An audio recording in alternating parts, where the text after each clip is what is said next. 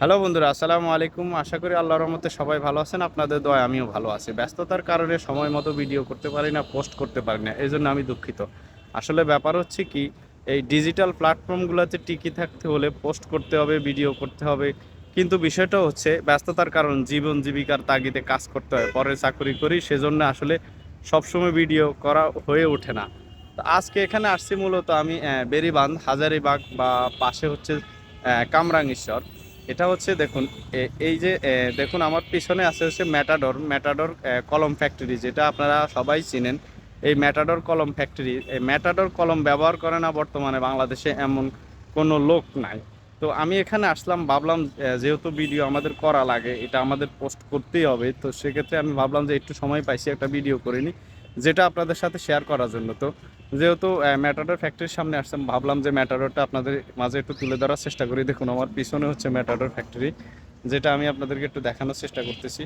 দেখুন এই যে, দেখুন জানি না কতটুকু দেখা যাচ্ছে, কারণ হচ্ছে প্রচণ্ড রোদ ছিল, যার কারণে আমি দেখতেছি না কিন্তু, কারণ প্রচণ্ড আলো থাকলে আপনারা জানেন মোবাইলের ডিসপ্লেতে ঠিক মতো দেখা যায় না কিন্তু। তো যতটুকু সম্ভব হয়েছে আমি আপনাদেরকে মাঝে তুলে ধরার চেষ্টা করলাম। আমার এই ম্যাটাডোর ফ্যাক্টরির পিছনে হচ্ছে কামরাঙ্গীরচর।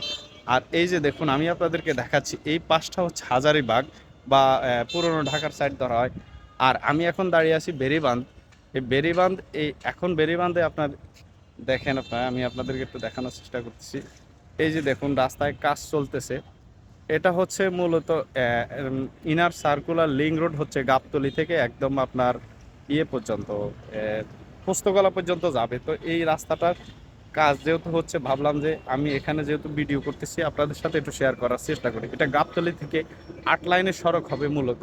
দেখুন কাজের অগ্রগতি দেখুন, এই যে দেখুন কতটুকু কাজ হচ্ছে। এটা হচ্ছে মূলত এই এলাকার মানুষের জন্য একটি ভালো, এবং কি এই এলাকার মানুষের এটা একটি বড় প্রাপ্তি, কারণ এই এলাকার প্রচুর যানজট থাকে। শুধু এই এলাকার না, সারা বাংলাদেশের মানুষের এটা প্রয়োজন, কারণ এই রাস্তায় পুরনো ঢাকায় চলে যাওয়া যায়, ঢাকার ভিতরে প্রবেশ করা যায় এবং কি ঢাকার বাইরেও চলে যাওয়া যায়। তো এই রাস্তাটা আসলে খুবই দরকার ছিল, যেটা কাজ চলতেছে, মোটামুটি 30 থেকে 40% কাজ হয়ে গেছে।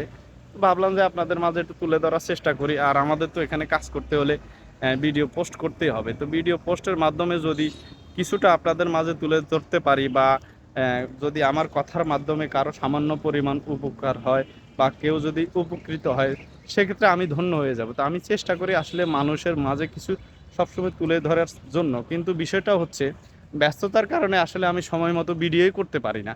আবার কাউকে সাপোর্ট তো পরের কথা। তো আজকে যেহেতু একটু সামান্য সময় পাইছি, সেক্ষেত্রে ভাবলাম যে এটা আপনাদের মাঝে একটু তুলে ধরার চেষ্টা করি। দেখুন এই যে পাশে ফায়ার সার্ভিসের ইয়েও আছে, সেটাও আমি আপনাদেরকে তুলে ধরার চেষ্টা করতেছি। এই রাস্তা আসলে আপনারা পুরনো ঢাকার একদম ইসলামপুর চকবাজার সব জায়গায় চলে যেতে পারবেন। তো এই রাস্তাটা আসলে মানুষের খুবই প্রয়োজন ছিল।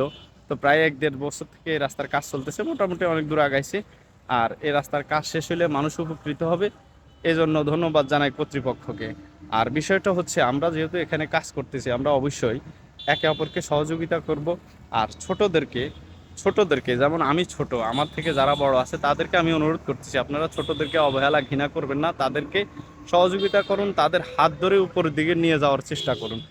এটা হচ্ছে একজন প্রকৃত মানুষের কাজ। আর মানুষ মানুষের জন্য, মানুষকে সহযোগিতা করা এক ধরনের ধর্ম, এক ধরনের ভালো কাজ।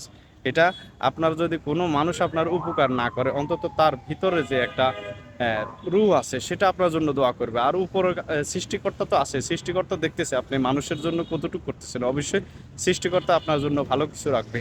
ধন্যবাদ সবাইকে, আসসালামু আলাইকুম।